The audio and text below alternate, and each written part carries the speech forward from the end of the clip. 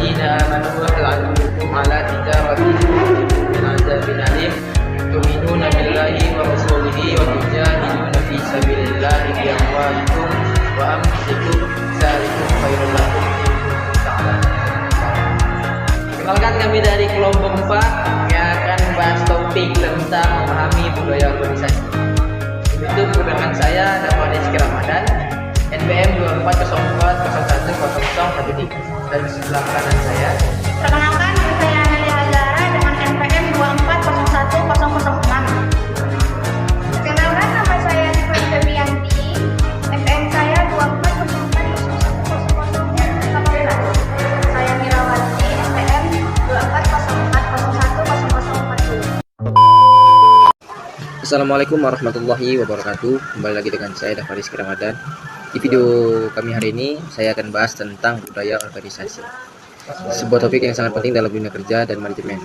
Nah, langsung saja kita mulai dari dasar dulu ya. Apa itu budaya organisasi? Coba kalian bayangkan ketika kalian masuk ke suatu kantor, suasana yang sangat hangat, orang-orang yang saling menyapa, kerjasama terasa kuat, dan semua karyawan terasa tampak tahu apa yang harus dilakukan. Itulah contoh budaya organisasi yang hidup. Budaya organisasi adalah cara berpikir, merasa, dan memiliki rasa tanggung jawab masing-masing dalam suatu organisasi. Bisa dibilang ini adalah jiwa atau kepribadian dari organisasi tersebut.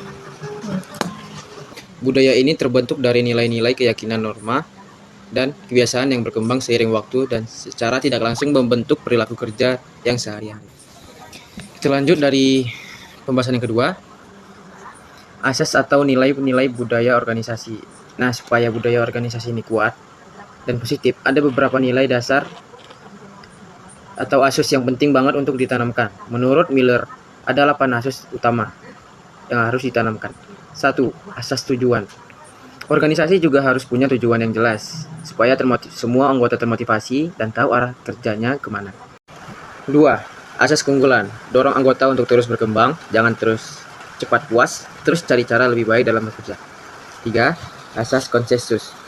Keputusan diambil melalui musyawarah, so bukan hanya suara atasan, tapi semua bisa ikut menyumbang pendapat.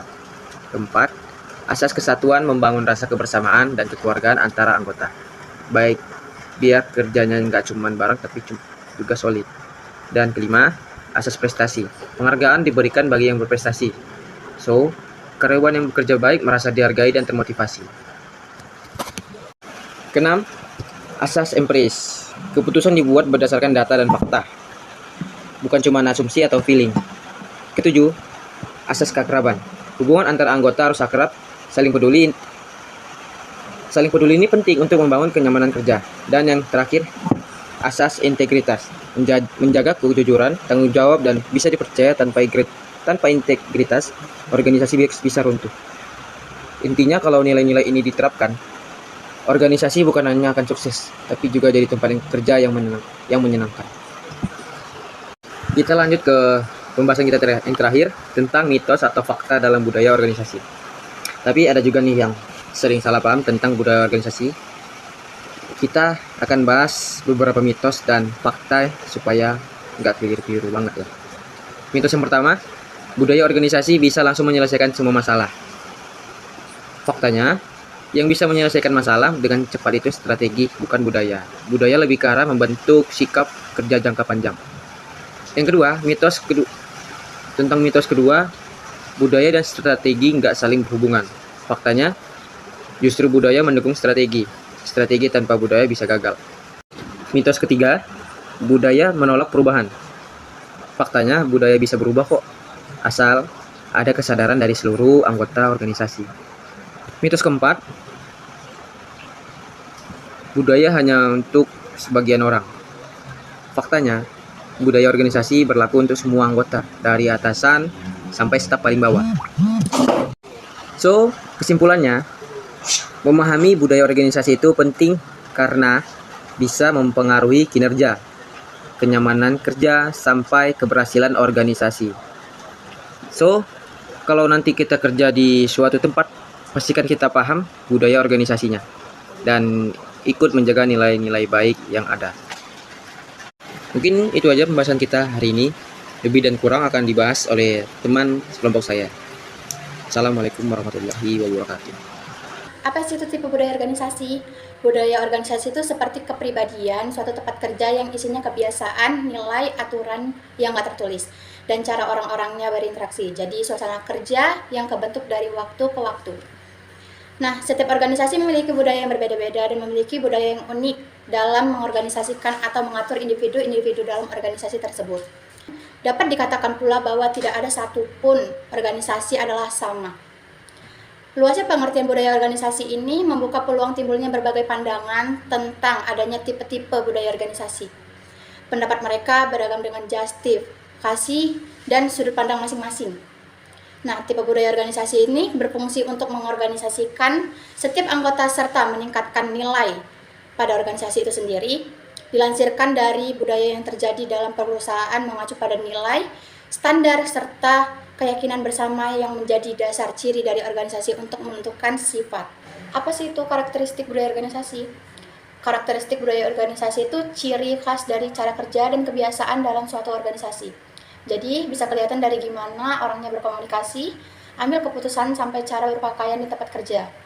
Mengelola organisasi seperti sebuah petualangan di arus sungai, di mana kita perlu membaca tanda, membaca sungai itu sendiri, dan juga melakukan pengukuran pada titik yang tepat saat meletakkan dayung untuk mengajukan perahu. Budaya organisasi adalah langkah-langkah menguasai perahu ini. Ia memiliki berbagai karakteristik yang dapat membuatnya tetap mengapung dan berjalan menyusuri sungai. Akar dari suatu budaya organisasi adalah serangkaian karakteristik inti yang secara kolektif dihargai oleh semua anggota organisasi. Karakteristik budaya organisasi menunjukkan ciri-ciri, sifat, unsur, atau elemen yang terdapat dalam suatu budaya organisasi. Cukup terdapat banyak pandangan dari para ahli tentang karakteristik budaya organisasi. Setiap organisasi akan menampakkan sifat dan cirinya berdasarkan karakteristik budaya organisasi yang dimilikinya. Organisasi. Pertama, fungsi budaya organisasi. 1. Meningkatkan identitas dan kesadaran bersama. Membantu anggota organisasi yang memahami nilai-nilai dan tujuan bersama. Contohnya itu seperti perusahaan yang memiliki visi dan misi yang jelas dan dipahami oleh semua anggota organisasi, seperti menjadi perusahaan terdepan dalam inovasi teknologi. 2. Meningkatkan kerjasama dan kolaborasi.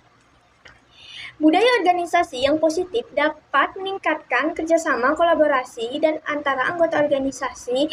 Contohnya, perusahaan yang memiliki budaya teamwork dan mendorong komunikatif efektif antar departemen seperti melalui regular meeting dan proyek kolaboratif. 3. Meningkatkan motivasi dan kinerja. Budaya organisasi yang mendukung dan memotivasi dapat meningkatkan kinerja dan produktivitas anggota organisasi.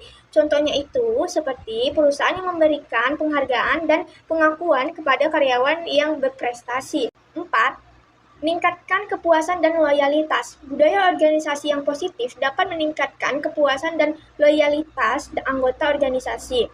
Contohnya itu, perusahaan yang memiliki program kesejahteraan karyawan dan mendukung keseimbangan kerja hidup, seperti fleksibilitas dan jam kerja, program kesehatan. Judul kedua, kesamaan dan perbedaan budaya organisasi. 1. Kesamaan budaya organisasi.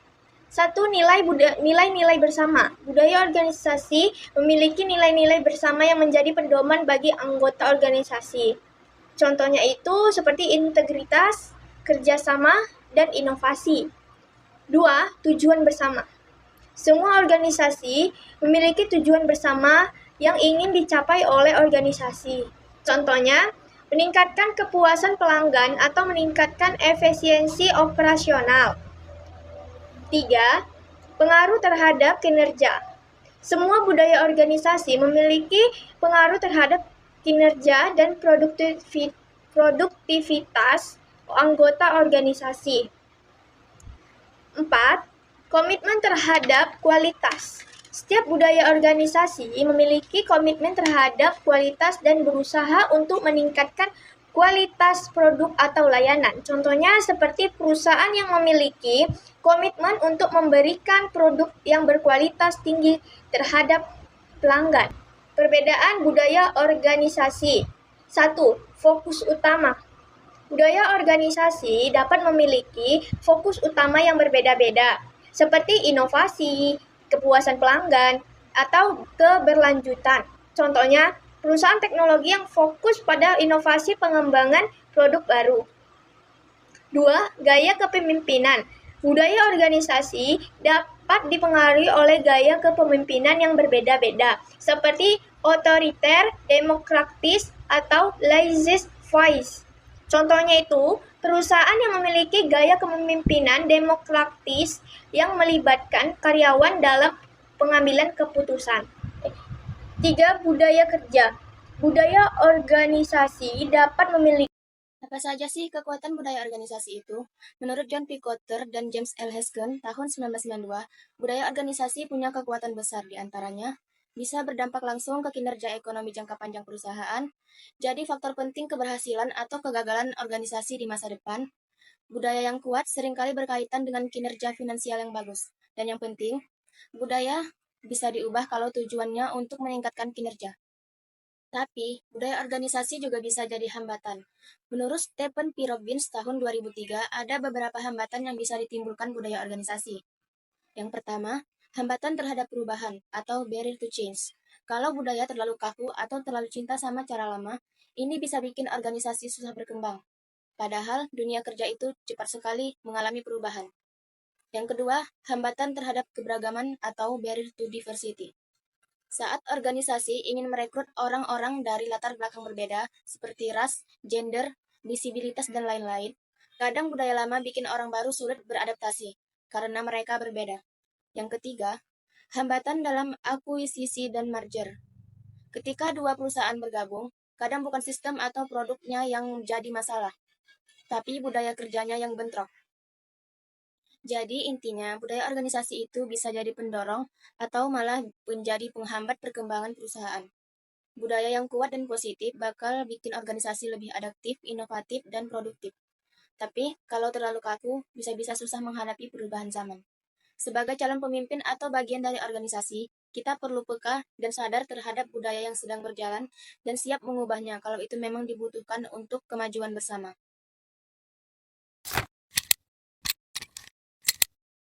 Pesan singkat kami semoga bisa bermanfaat bagi kalian semua. Apa kita? Tim